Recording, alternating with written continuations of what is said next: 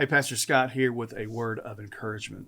So the Apostle Paul writes this in Philippians chapter 4, the 11th verse.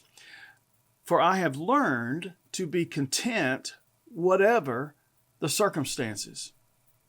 And then he kind of fleshes that out in the 12th verse. He says, I know what it is to be in need, and I know what it is to have plenty.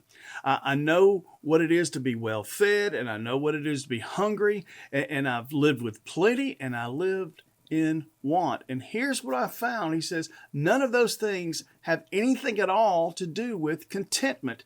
And he even calls how to live contented a secret. And then he shares the secret in Philippians 4:13. I can do all things through him who strengthens me. Contentment has nothing to do with circumstances. Yet how do I strive to find contentment? By trying to manipulate my circumstances. And our drive for contentment keeps us chained to a relentless treadmill. We can never, ever quite get there.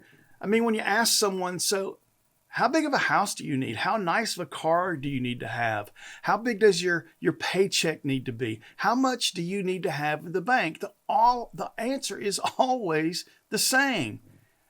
Bigger, nicer, more than I have now. But that attitude, it runs deeper. Because if we were to trace all of our bad and hurtful and prideful decisions back to their source, we'd end up with our obsession with the pursuit for contentment. Chasing contentment does not lead to our best selves.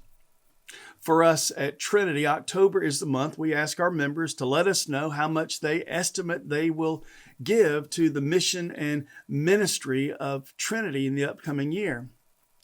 And this is the time of year when we really come face to face with the question, where am I looking for contentment? From money and things, or from trusting in a God who loves me and provides for all of my needs? That decision of where you look for contentment will determine the number you write down on your estimate of giving card. I'm so thankful to be in ministry with each of you. And this is historically an exciting, epic season in the life of this great church.